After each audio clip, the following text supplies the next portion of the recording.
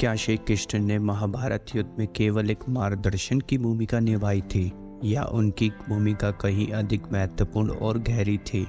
यह सवाल को सोचने पर मजबूर करेगा कि क्या श्री कृष्ण सिर्फ गीता का उपदेश देने वाले थे या वह युद्ध के हर पहलुओं को निर्देशित कर रहे थे। महाभारत के समय श्री कृष्ण सिर्फ एक चरित्र नहीं थे, बल्कि वह एक मार्गदर्शक, एक कूटनीतिकार और एक योद्धा थे। उनके बिना युद्ध की दिशा बदल सकती थी, लेकिन क्या उन्होंने इस युद्ध में सीधे भाग लिया? नहीं। फिर भी उन्होंने कैसे इस पूरे युद्ध की नीति को प्रभावित किया? श्री कृष्ण की भूमिका महाभारत में सिर्फ एक दर्शक की नहीं थी, बल्कि वह एक युद्ध के असली खिलाड़ी थे। हालांकि उन्होंने युद्ध में प्रत्यक्ष रूप से हथियार नहीं उठाए, लेकिन उनकी कूटनीति, मार्गदर्शन और रणनीति युद्ध की दिशा और परिणाम को गहराई से प्रभावित करने वाली थी। आइए इसे समझते हैं। कूटनीतिकार के रूप में भूमिका। महाभारत युद्ध से पहले श्री कृष्ण ने शांति स्थापित करने के कई प्रयास किए। वह कौरवों और पांडवों के बीच मध्यस्थता करने के लिए गए, दुर्योधन से केवल 5 गांव मांगने तक की पेशकश की ताकि युद्ध टल सके। लेकिन दुर्योधन की अहंकार और लालच ने शांति प्रस्ताव को अस्वीकार कर दिया। इस कदम से श्री कृष्ण ने यह दिखाया कि वह युद्ध से पहले हर संभव शांतिपूर्वक समाधान का प्रयास कर रहे थे, जिससे यह साबित होता है कि वह केवल एक मूक दर्शक नहीं थे। अर्जुन के साथ श्री कृष्ण का रिश्ता एक सखा का नहीं था, बल्कि एक मार्गदर्शक का था। युद्ध के आरंभ में जब अर्जुन नैतिक संकट में था और अपने ही रिश्तेदार के खिलाफ युद्ध लड़ने से हिचकिचा रहा था, तब श्री कृष्ण ने उसे गीता का उपदेश दिया, जो उपदेश अर्जुन के लिए नहीं बल्कि पूरे मानव समाज के लिए एक गहन मार्गदर्शन का प्रतीक था, जो जीवन, कर्म, धर्म और मोक्ष की गहराइयों को उजागर करता था। महाभारत के युद्ध में अर्जुन एक ऐसे क्षण पर पहुंचा जहां वह अपने सगे संबंधियों और गुरुओं के खिलाफ युद्ध करने के लिए नैतिक संकट में पड़ गया। इसी समय श्री कृष्ण ने उन्हें गीता का उपदेश दिया, जो न केवल अर्जुन को युद्ध करने के लिए प्रेरित करता था, बल्कि संपूर्ण मानव जाति को धर्म, कर्म और मोक्ष का दर्शन भी प्रदान करता था। श्री कृष्ण ने अर्जुन को यह सिखाया कि उसका कर्तव्य युद्ध करना है और आत्मा अमर है, इसलिए रिश्तेदारों की मृत्यु का भय नहीं होना चाहिए।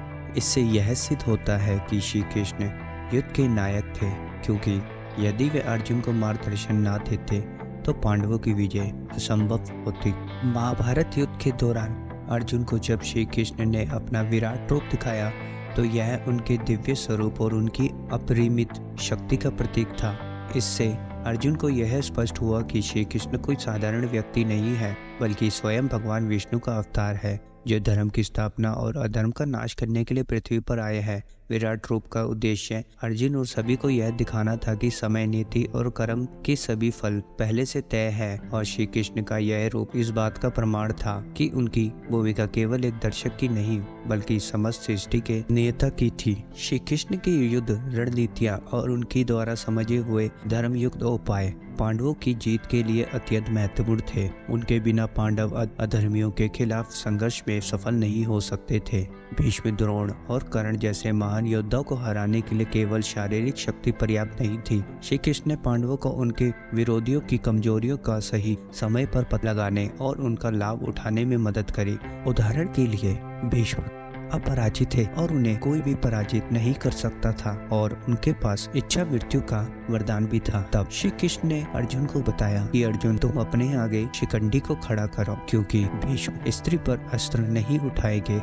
और तुम तब शिखंडी के पीछे से भीष्म पर बाणों की वर्षा कर देना, जिससे भीष्म की मृत्यु हो जाएगी। तो अर्जुन यही करते हैं और भीष्म मृत्यु के घाट उतर जाते हैं।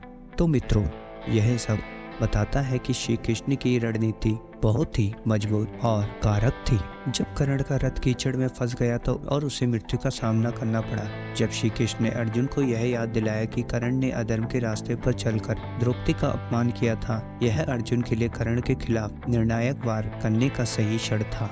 तो अर्जुन, तुम्हें भी कर्ण पर इस समय बाण चलाकर उस अपमान का बदला लेना चाहिए, क्योंकि यह ऊंची क्षण है जब तुम कर्ण को मृत्यु के घाट उतार सकते हो। तो मित्रों, श्री कृष्ण एक गीता के उपदेशक नहीं थे, उनकी उपस्थिति ने हर क्षण युद्ध की दिशा बदल दी थी। वह एक मार्गदर्शक, कूटनीतिकार, योद्धा, सखा और ईश्वर थे। उनके बिना महाभारत का इतिहास कुछ और ही होता। श्री कृष्ण का हर कदम एक योजना के तहत था, जिसमें उन्होंने युद्ध से परे जाकर धर्म और अधर्म की लड़ाई को नया अर्थ दिया। उन्होंने बिना हथियार उठाए इस युद्ध को जीता, जो उनकी शक्ति का सबसे बड़ा प्रमाण था। मित्रों, वीडियो का उद्देश्य यह समझाना होगा कि महाभारत में कृष्ण की भूमिका सिर्फ एक उपदेशक की ही नहीं थी, बल्कि उन्होंने प्रत्येक महत्वपूर्ण मोड़ पर अपनी भूमिका निभाई थी। उनके बिना महाभारत और उसका परिणाम पूरी तरह से अलग था। श्री कृष्ण ने किसी भी चरित्र से अधिक केवल बुद्धिमत्ता, मार्गदर्शन और कूटनीति के माध्यम से युद्ध को प्रभावित किया था।